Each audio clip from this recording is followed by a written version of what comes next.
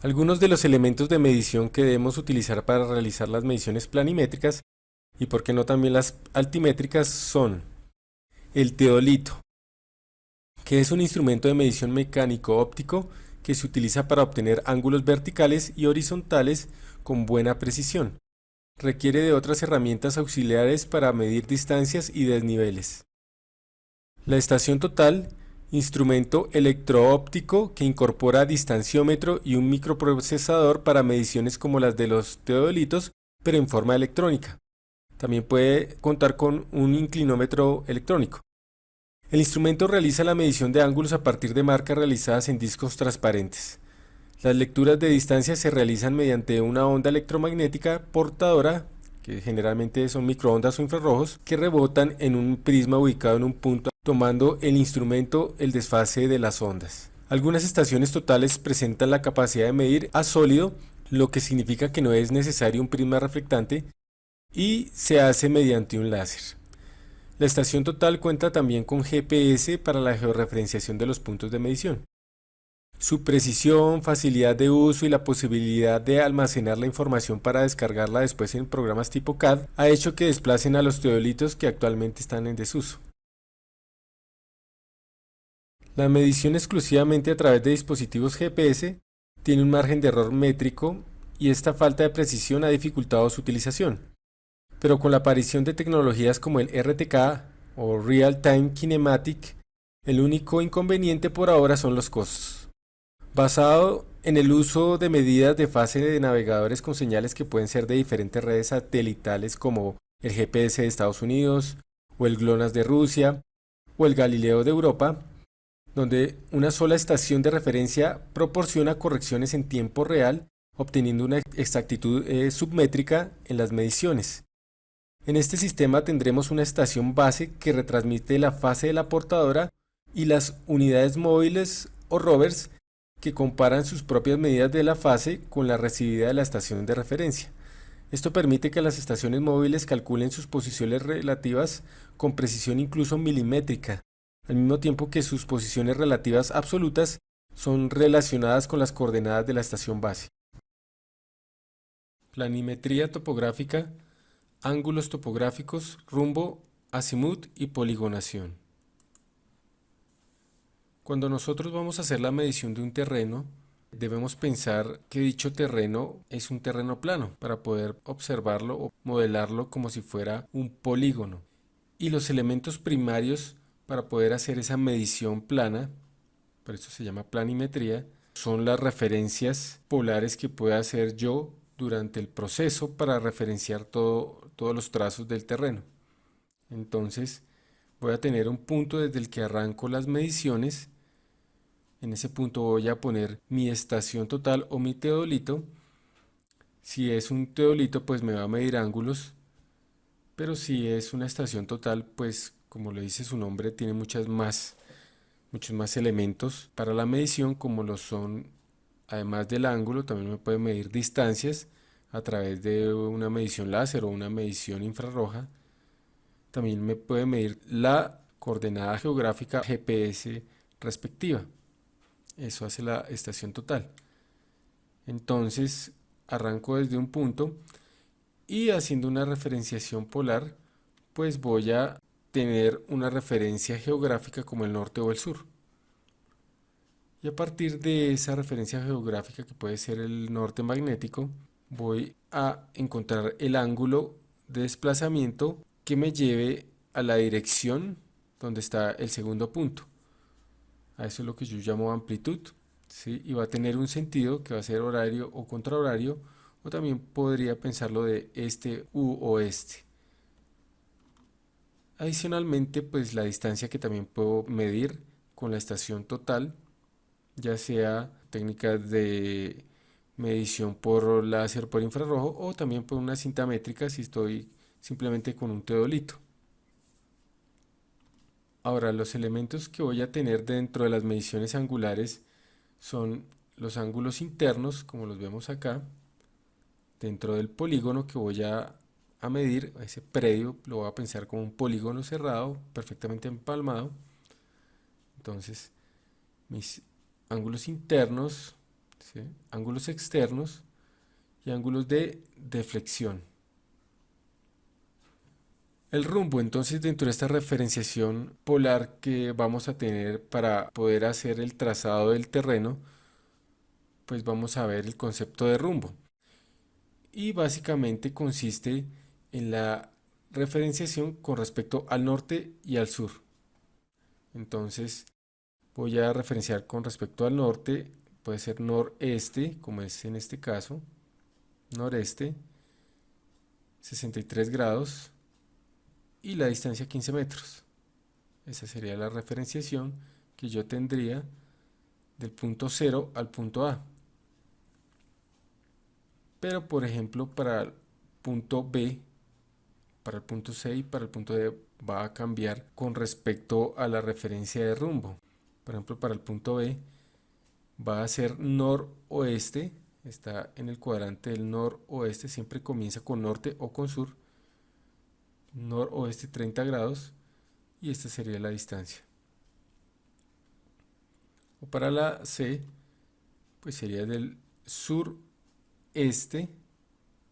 ahí podemos ver que el desplazamiento se hace de sur a este, siempre primero hablo del norte o del sur, 45 grados, en este caso sureste 45 grados, y bueno, y la longitud 14 metros. Esa es la referenciación polar que yo le estoy dando. Recuerden que cuando hablamos de polar estamos hablando de ángulo y radio, ¿no? Entonces, este sería mi ángulo y este sería mi radio. Ángulo 45, radio 14. Pero bueno, aquí estamos hablando de rumbo, entonces tenemos que darle con respecto a coordenadas geográficas norte o sur. En este caso, sur-oeste, 15 grados, 20 metros. Ahora, el azimut es otra forma de referenciación, pero que solamente se va a basar con respecto a la coordenada geográfica norte. Entonces, con respecto a la referenciación geográfica del norte, en este caso van a ser 63 grados, 15 metros del punto 0 al punto A. Del punto 0 al punto B, pues van a ser ya no los 30 grados de antes, sino 330 grados, porque ya no es con respecto al norte, este, oeste, sino también al norte en el sentido horario, hasta que llega ahí son 330 grados. Del punto 0 al punto C van a ser 135 grados de azimut, y del punto 0 al punto D van a ser 195 grados. O sea, antes era sur oeste, en este caso va a ser simplemente 195, ya se sabe que del norte en sentido horario hasta que llega al respectivo radio. Aquí tenemos la diferencia que hay entre ir del punto 0 al D, de ir del punto D al punto 0. Observemos que para ir del punto 0 al punto D y referenciar este azimut son 195 grados desde el norte, pero del punto D al punto 0 son 15 grados desde el norte. Entonces es diferente el azimut y también el rumbo de un punto al otro que en el sentido contrario. La poligonación topográfica es un método geométrico que nos permite medir el terreno, medir su área, medir su perímetro, convirtiéndolo a un modelo geométrico en el que lo vamos a representar como un polígono irregular cuyo perímetro está compuesto por una polilínea. Esto nos va a poder tanto medir, como ya lo dije, su área, su perímetro, la longitud de dicho terreno y referenciar los puntos geográficamente. Uno de los métodos que vamos a tener para hacer la respectiva medición de nuestro polígono o construir nuestro polígono es el método azimutal y consiste en ubicar en varios sitios los extremos que vamos a usar para delimitar nuestro terreno, y en esos puntos voy a ir poniendo mi estación o mi teodolito para hacer las mediciones. Entonces voy a comenzar en el punto 0 y esas mediciones las voy haciendo con respecto al norte si es azimut o si es rumbo con respecto al norte y al sur. Entonces en este caso, con respecto a mi segundo punto, bueno, en este caso el 1, va a ser 273 grados de azimut y 20 metros de distancia. Con respecto al siguiente punto son 315 grados azimut, 24 metros. En el siguiente serían 26 grados azimut, 19 metros. En el otro 88 grados, 46 metros. Al otro 130 grados, 20 metros. Al otro serían 194 grados. Recordemos que siempre es con respecto al norte. Sentido horario el azimut, 17 metros. 247 grados, 20 metros. Y el último segmento lo medimos y debe de una u otra forma coincidirnos, dependiendo de qué tan cercano esté el valor que nos da en teoría con el valor real, podemos saber qué tan bien nos fue haciendo las mediciones. Por ejemplo, podría ser que nos diera 274 grados y 9.2 metros, y lo vamos a comparar con la medición real. Ahora, si yo tengo mi terreno ya medido, tengo unos ángulos internos que también me sirven para realizar la respectiva verificación del error que pueda llegar a tener. Podría pasar situaciones como la que tenemos aquí, en la que no empalma. Vemos que está abierto finalmente. Aquí lo vemos. Las líneas no me empalmaron con las mediciones que yo hice. Entonces tengo dos opciones: o volver a hacer las medidas o verificar si están dentro del error permitido, ¿sí? El error angular permisible. Y es que ese error angular va a depender del equipo que yo esté utilizando para la medición. Si mi instrumento, por ejemplo, tiene 15 segundos de grado de error permitido, pues cada medición ese error se va a ir acumulando. Entonces yo verifico que no supere el acumulado permitido de errores angulares. Por ejemplo, en este caso, si son 15 segundos, sería más o menos como 0.00416 grados. Entonces, ¿qué es lo que hago yo? Tengo todos mis ángulos medidos, mis ángulos internos, y me dan en total 1080, 0.117 grados. Pero la teoría me dice que los ángulos internos tienen que medir 180 por el número de lados menos 2, y es lo que vamos a verificar, si ese número de vértices menos 2 por 180 da igual a lo que tengo acá. Aparentemente no da, porque al pasarlo a un software de diseño asistido como el AutoCAD, entonces me muestra que está abierto. Entonces lo primero que vamos a mirar es el error máximo permitido, y si nuestros datos angulares, en este caso estamos utilizando los ángulos internos, están dentro del rango permitido para el error. Entonces, sabemos que R es la precisión o el error del instrumento, que ya lo habíamos visto antes, como 0.00416 grados de error del teodolito en ese caso, o de la estación. Y N es el número de vértices o de lados que tiene mi polígono. Entonces la ecuación para el error máximo permitido va a ser ese R por raíz de 8 en este caso. Por lo tanto me va a dar 0.01176 grados de error máximo permitido acumulado, ya sea por encima o por debajo. O sea que al sumar todos los ángulos internos, si me da con una diferencia de error, ese error no puede superar este error máximo permitido por encima o por debajo.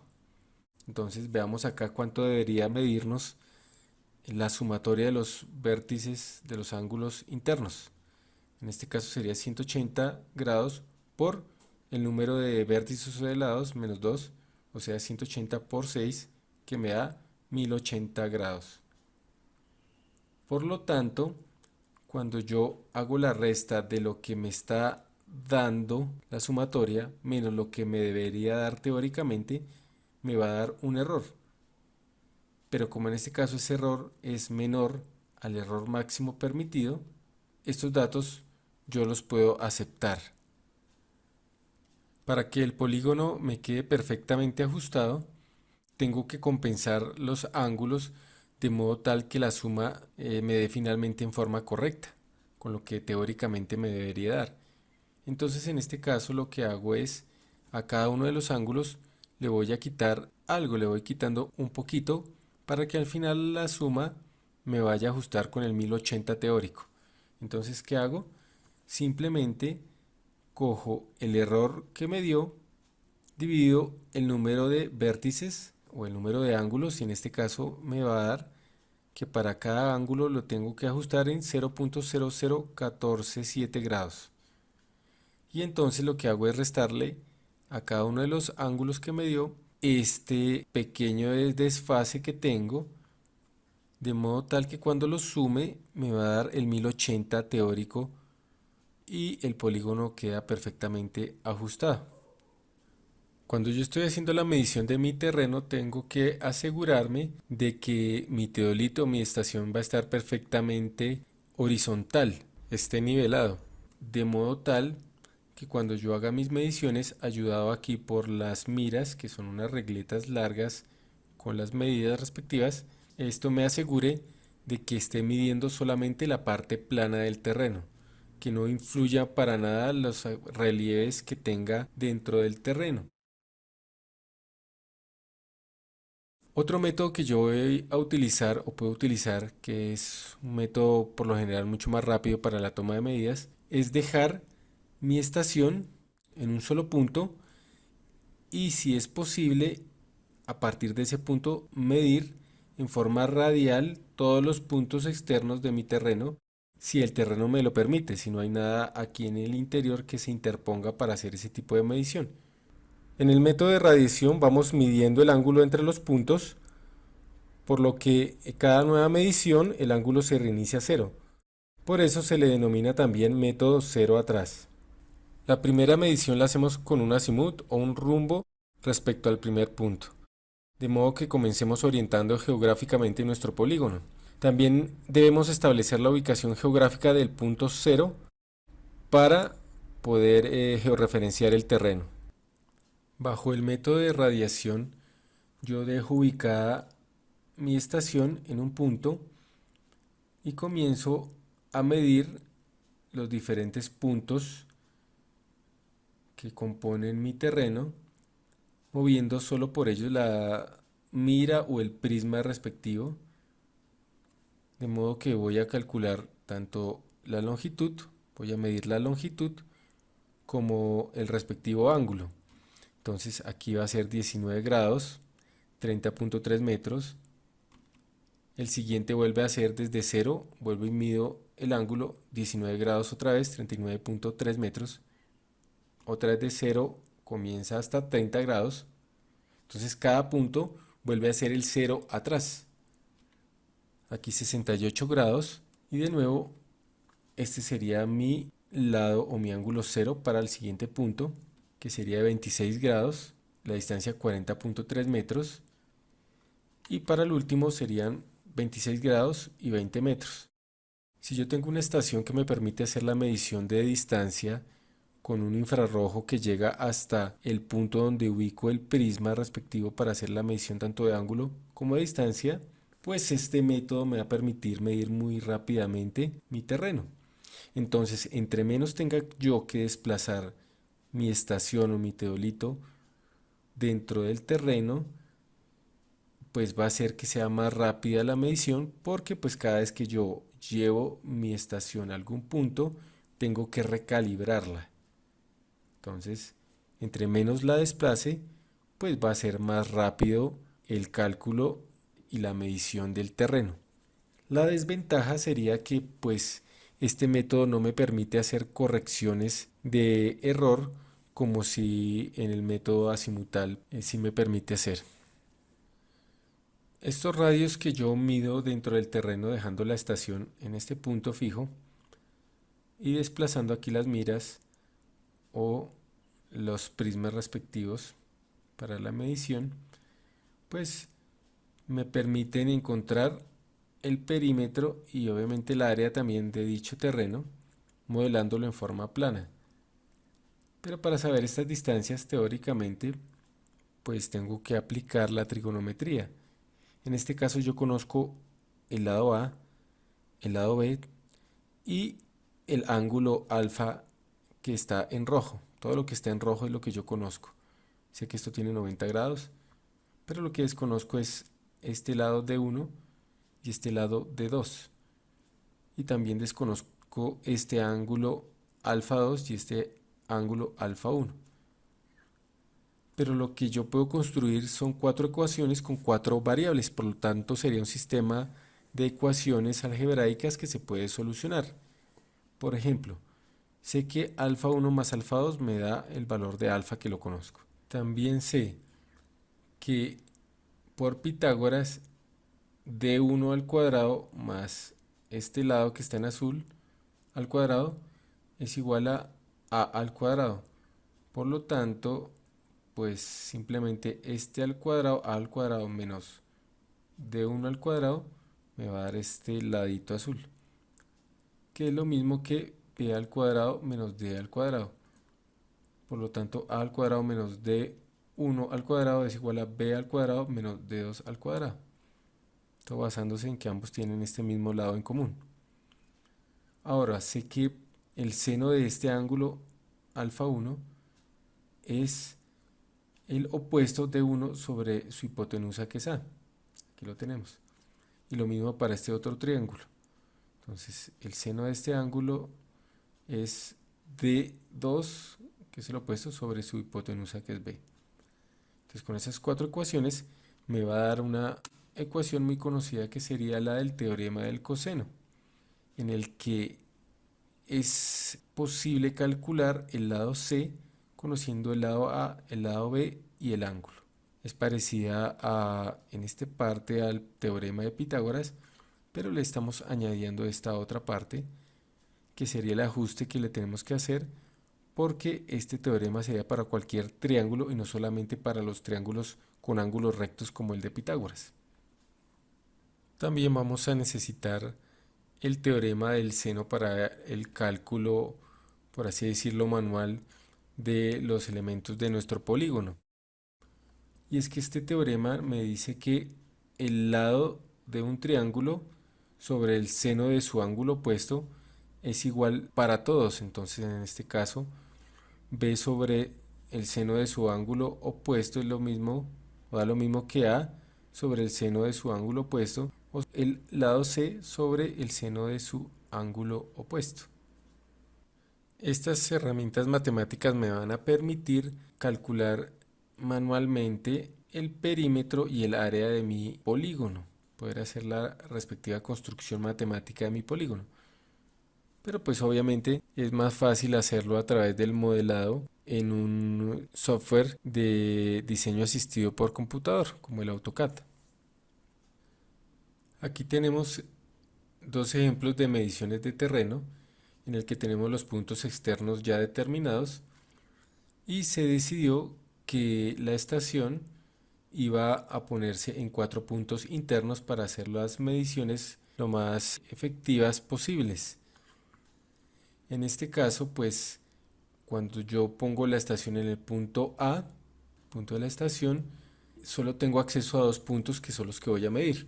Bueno, a 3 puntos. Cuando estoy en el punto B, puedo acceder a estos otros 4 puntos. En este punto D, aquí bueno, aquí hay un error, este sería el punto D, tengo acceso a estos puntos, y aquí en el punto C tengo acceso a estos puntos. Y así puedo construir mi polígono. En el segundo ejemplo, pongo la estación de nuevo en 4 puntos, en momentos diferentes obviamente, para ir midiendo los respectivos puntos externos y construir así el polígono. La diferencia con el anterior radica en que este tiene un triangulito con una X y este con un punto.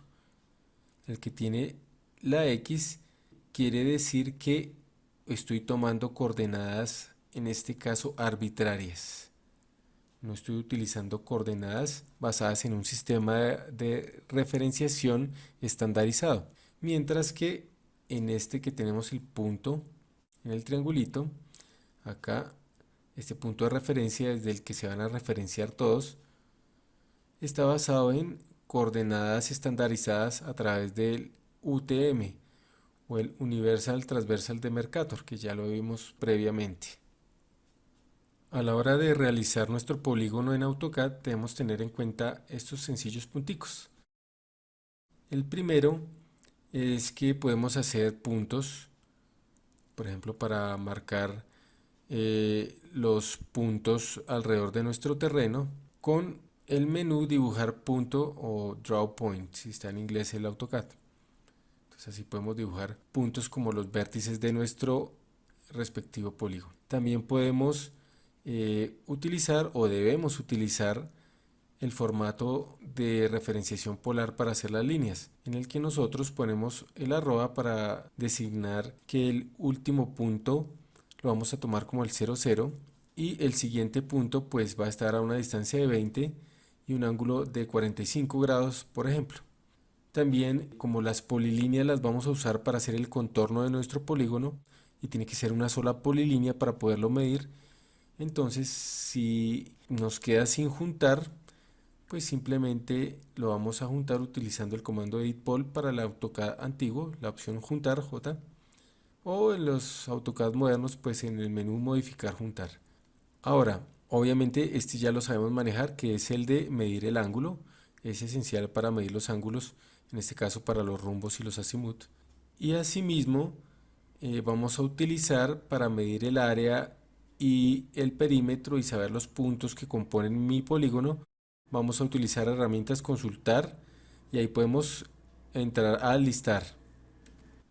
Vamos a suponer que yo tengo un pequeño terreno en el que tuve que utilizar solamente 6 vértices, 1, 2, 3, 4, 5 y 6 vértices, y en el centro puse mi estación. Y yo hice la medición pues por GPS e hice el cálculo y pude establecer las coordenadas planas respectivas para mi país en forma estandarizada, por eso le pongo aquí el triángulo con una circunferencia en el interior. Y adicionalmente medí todos los respectivos rumbos de las líneas que se generan al irradiar desde el centro hasta los respectivos vértices. Entonces sería algo así como esto, en el que tengo los rumbos y todos desde la estación que puse en la parte central. El terreno pequeño y me permitió hacer la medición, no hubo obstáculos, entonces no hubo ningún problema.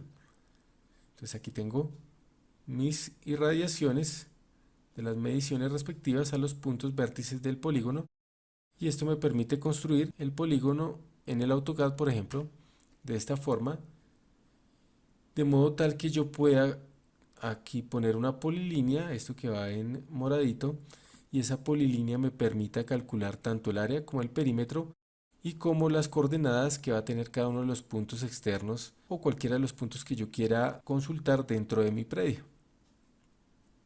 Entonces, si ya hice las mediciones en mi terreno, pues puedo construirlas en el AutoCAD. Aquí ya tengo las mediciones de los rumbos respectivos.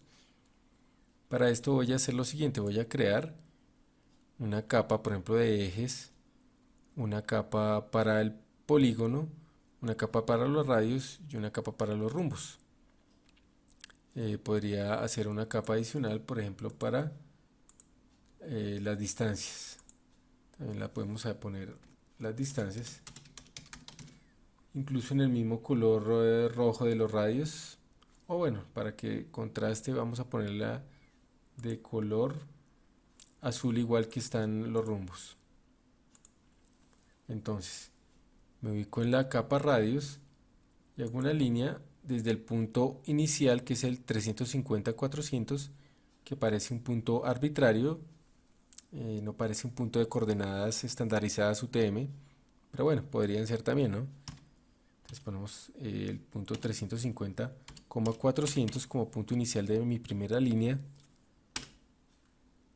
Y el ángulo, bueno, aquí me dice que son 27 grados de nor a este. Pero como en AutoCAD aquí yo mido este como el ángulo 0 y van aumentando en el sentido antihorario, por ejemplo aquí sería el 90, aquí sería el 180 y aquí sería el 270. Pues entonces en este caso serían, si son 27 grados de aquí hasta acá, pues son 63 grados de aquí hasta allá. Entonces lo que voy a poner es arroba para que quede el punto anterior como el 00, 76.97, ángulo 63, enter. Y ya me hace ese primer radio. Hagamos otro, por ejemplo este que está acá, que sería sur 82 grados hacia el oeste, hasta el oeste, ¿sí? Y mide la línea 67,46. Hagámoslo la línea desde el punto central, que es este, arroba. Entonces, como son 82 grados de aquí hasta aquí, para el AutoCAD serían entonces, midiendo de aquí a aquí, van 90, van 180 y faltarían para completar 8 graditos, para que aquí hubiesen 82 y 8 graditos acá de diferencia, entonces serían 90, 180 y 8 graditos. Y va a quedar el mismo ángulo que necesitamos acá. En ese caso entonces vamos a poner el arroba, la longitud 67.46 y el ángulo de 188. Y ahí me queda hecho. Ahora aquí vemos otro que sería el de la longitud sur-este 86 grados. Pero pues yo puedo tomar ángulos negativos desde el AutoCAD, de modo tal que aquí 0 grados, hacia allá 4 grados sería como por acá, pero negativos, menos 4, porque si no tendría que ser 366 grados acá.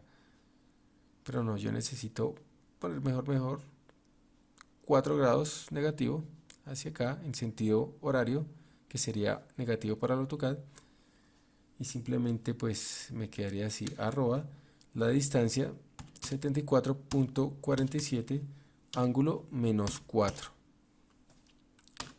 Y listo, ahí me quedó. Y una vez ya tenemos nuestros radios con la longitud y el rumbo correctos, pues procedemos a hacer el polígono. Dicho polígono lo vamos a hacer con polilínea de la siguiente forma. Vamos a entrar al final todos los vértices respectivos de los radios y hacemos nuestro polígono. Al tener nuestro polígono ya hecho, podemos consultar su área,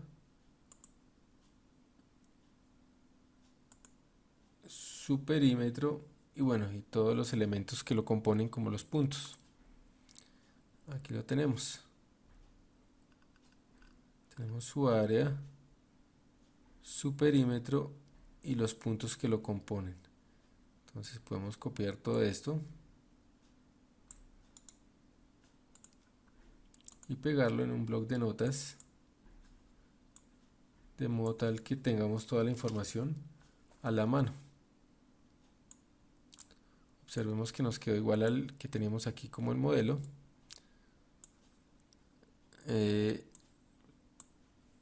Área, perímetro y longitudes, y podemos comenzar a ponerle los diferentes elementos a nuestro polígono aquí a los alrededores para tener la información. Por ejemplo, texto, una línea en el que vamos a decirle, bueno, está el texto, lo vamos a poner, por ejemplo, este primer punto por acá, y vamos a darle altura de 2.5 como está ahí por defecto y rotación 0 grados, y como texto vamos a pegarle nuestro primer punto, de modo tal que aquí simplemente pegamos, pongámosle simplemente separados por coma, y el punto de esta forma. Y finalmente nos deben quedar así los puntos respectivos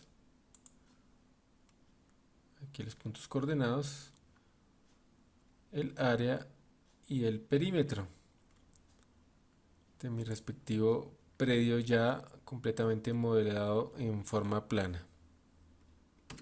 Aquí tengo el ejemplo de un predio al que yo puedo medir utilizando la estación en dos puntos y solamente desplazando alrededor del terreno las miras o los prismas para poder hacer la medición. Entonces ubico aquí la primera vez la estación, le doy coordenadas arbitrarias 120, 80, de modo tal que todo el predio me quede con coordenadas planas positivas, o sea el 0, 0, 0 como en esta parte, y posteriormente ubico la estación de nuevo, pero en este punto.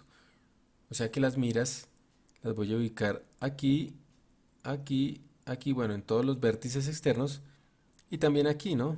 Aquí la ubico cuando tenga aquí la estación, voy a ubicar aquí la mira o el prisma respectivo para hacer las mediciones. En este caso, medí todos los rumbos respectivos con base en los dos puntos de las estaciones. Entonces aquí tengo todos los rumbos en esta estación y todos los rumbos de la otra estación.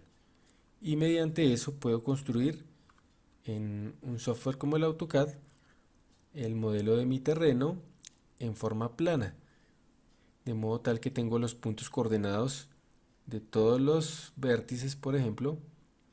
También puedo tener los de los puntos internos y tengo su perímetro y su área respectiva.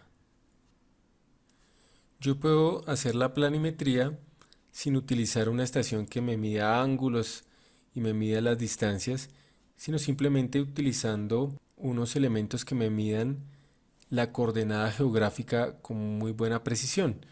El problema de utilizar un GPS, por ejemplo, normalito, es que me puede dar una precisión de 3 metros, 4 metros, y si estoy muy de malas 10 metros, entonces eso no me permite hacer nada. Y necesitaría mucho tiempo dejar el GPS en un solo sitio para determinar con cierto grado de precisión un poco mayor las coordenadas de dicho punto. Pero como uno no tiene mucho tiempo para hacer estas mediciones, tiene que utilizar una tecnología llamada la RTK, el Real Time Kinematic o navegación cinética satelital en tiempo real. Esta utiliza una estación base que está emitiendo hacia otras estaciones que son móviles una señal que les permite hacer la corrección de las coordenadas como si fuera un satélite adicional dándole información. Esto permite que pase de los metros de error a los centímetros de error, incluso puedo hacer menos de 2 centímetros de error en mi medición. Y adicionalmente es una medición controlada que me está diciendo también o me está permitiendo saber más o menos en qué porcentaje de error me encuentro. Entonces esto sí me permite hacer planimetría en el terreno más o menos de una forma rápida y utilizando solamente mediciones de GPS. Entonces funcionaría algo así como que yo tengo mi estación móvil o rover y mi estación base que tiene que estar como máximo a 4 kilómetros del terreno que yo estoy midiendo.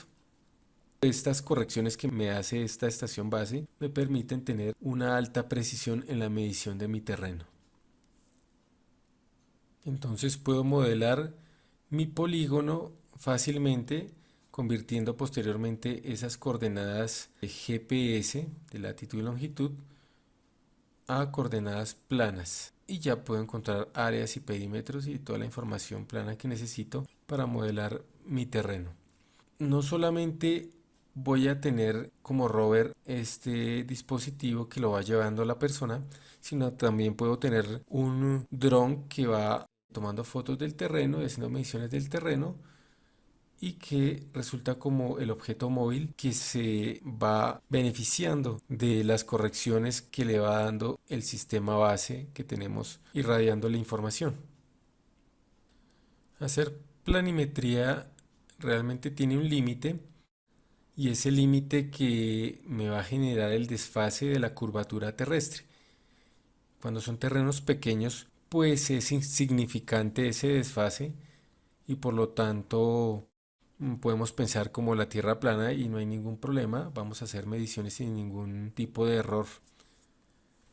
Pero cuando el terreno o las distancias se van incrementando, como es en este caso, aquí tenemos la longitud L y la longitud de la esfera terrestre que va por otro lado, cuando se van incrementando, las diferencias se van acentuando.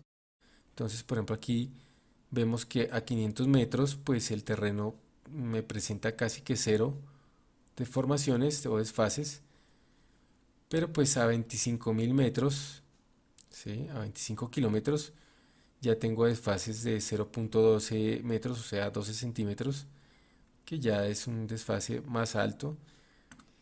Y pensando aquí en esta distancia C, la tenemos acá, nos muestra que hay una diferencia que se va incrementando entre lo que yo estoy modelando en forma plana y lo que realmente hay que se va curvando.